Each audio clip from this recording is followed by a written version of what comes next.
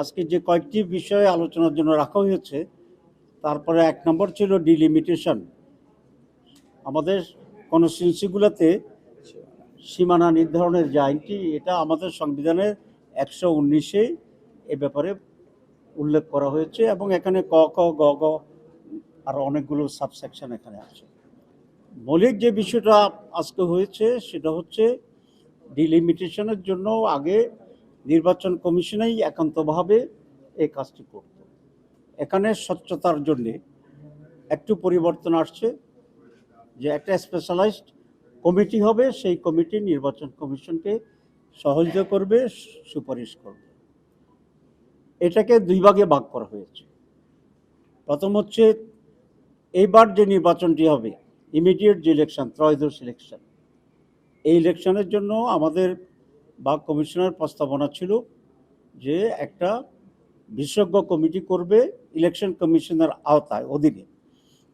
যেহেতু সময় কম, সেখানে এর ভিতরে ভিন্ন কোনো চিন্তা করার সুবিধা নেই, সেই জন্য ত্রয়োদশ নির্বাচনে একটি বিশেষজ্ঞ কমিটি নির্বাচন কমিশন নিজেই গঠন করবে এবং তাদের সুপারিশ ক্রমেই তারা ডিলিমিটেশনটি করবে। আপনারা জানেন যে বিগত 15 বছরে বহু কনস্টিটিউন্সিকে তছনছ করে দেওয়া হয়েছিল এবং শুধুমাত্র কিছু ব্যক্তির নির্বাচনের সুবিধা করার জন্য। আওয়ামী লীগের পিরিয়ডে এরকম বহু পরিবর্তন হয়েছে। আবার আওয়ামী লীগের পক্ষ থেকেই অনেকে এটার বিরুদ্ধে আপিল করেছিলেন, মানে যে যার সুবিধা মতো করে ফেলেছিল। তো এই জন্য ডিলিমিটেশনের ইস্যুটা এবার স্বচ্ছ, সুস্থ এবং সঠিক হওয়ার জন্য এটা অত্যন্ত জরুরি একটি বিষয়, কারণ এটার মাধ্যমে রেজাল্ট আউট হয়ে ডিফারেন্ট হয়ে যায় নির্বাচনের ভিতরে। তো এই জন্য আমরা বলেছি এবার under the election commission, under the supervision of the election, under the decision of the election, মানে ইলেকশন কমিশন একটা বিশেষজ্ঞ কমিটি হবে, তারা তাদেরকে অ্যাডভাইস করবে এবং অ্যাকর্ডিংলি তারা যাবে। এবং আপনারা জানেন যে ডিলিমিটেশনের জন্য অনেকগুলো এক্সপার্ট কাজ করতে হয়, জরিপের কাজ যারা এক্সপার্ট তাদের করতে হয়, তারপরে ভৌগোলিক অঞ্চলকে কিভাবে অ্যাডজাস্ট করবো সেই জন্য এক্সপার্টের প্রয়োজন হয়, ভোটের আনুপাতিক দিকগুলো আছে সেগুলোর উপরে এক্সপার্ট লোক লাগে। তো সব মিলিয়ে it's a very specialised committee, আমরা সেটা বলেছি। আর স্থায়ীভাবে আমরা আরেকটা বিষয় ঐকমত্য হয়েছি যে সংবিধানে একটা বিশেষজ্ঞ কমিটির ব্যাপারে এটা উল্লেখ থাকবে যে আদমশুমারি যেটা করে আমাদের দেশে অলমোস্ট আফটার 10 ইয়ার্স, তো এরকম আদমশুমারির পরেই ডিলিমিটেশনের জন্য একটা বিশেষজ্ঞ কমিটি থাকবে, যেটা একটা সাংবিধানিক কমিটি হিসাবে কাজ করবে, সংবিধানিকটা অন্তর্ভুক্ত থাকবে এবং এই কমিটি স্বাধীন হবে এবং বিশেষজ্ঞদের দ্বারা এটা গঠিত হবে। বিশেষজ্ঞ কারা কারা থাকবে এই বিষয়ে আমরা আজকে বেশি আলোচনা করিনি, কারণ এই কমিটি, এই হাউসটা হচ্ছে নীতিগত সিদ্ধান্তের বিষয় এখানে আছে।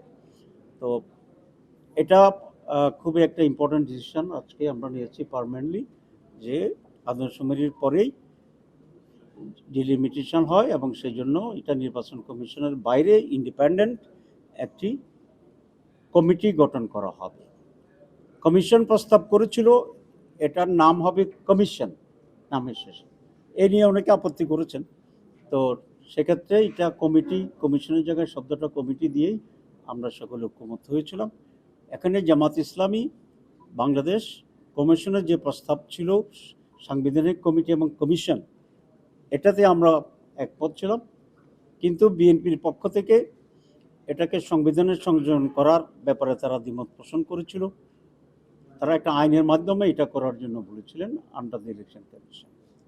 পরে দীর্ঘ আলোচনার পরে বিএনপি তার স্ট্যান্ড কিছুটা পরিবর্তন করেছে ঐক্যের জন্য এবং রাজি হয়েছে যে সংবিধানে এটা সংযোজিত হবে ইন্ডিপেন্ডেন্ট কমিশন, ইন্ডিপেন্ডেন্ট হিসাবে, কিন্তু কমিটি থাকবে, কমিশন হবে না। আমরা এখানে একটু কম্প্রোমাইজ করেছি যে এটা আমরা যে কমিশন বলেছিলাম, আমরা বলেছি তবু এটা সংবিধানে থাকুক এবং একটু ঐকমত্য হোক, এই জন্য আমরা কমিশনের জায়গায় আমরা কমিটিকে অ্যাকসেপ্ট করেছি। তো দুইটা প্রধান দলেই কিছুটা ছাড় দিয়ে আমরা একটু ঐকমত্য আসা পরে সকলেই হাউসেই এটাতে একমত হয়েছে। তো এটা আজকে আমি মনে করি ইটস এ গ্রেট থিং। দুইটা বিষয়, যে একটা বিষয় আমরা একমত হয়েছে গুরুত্বপূর্ণ বিষয়। আরেকটা হচ্ছে আমরা যে একমত হইতে পারছি অ্যাটলিস্ট কখনো কখনো, কারণ মানুষের ভিতরে একটা ইমপ্রেশন এরকম তৈরি হয়েছে যে আমরা এখানে শুধু আলোচনাই করি, আমরা একমত হতে পারি না।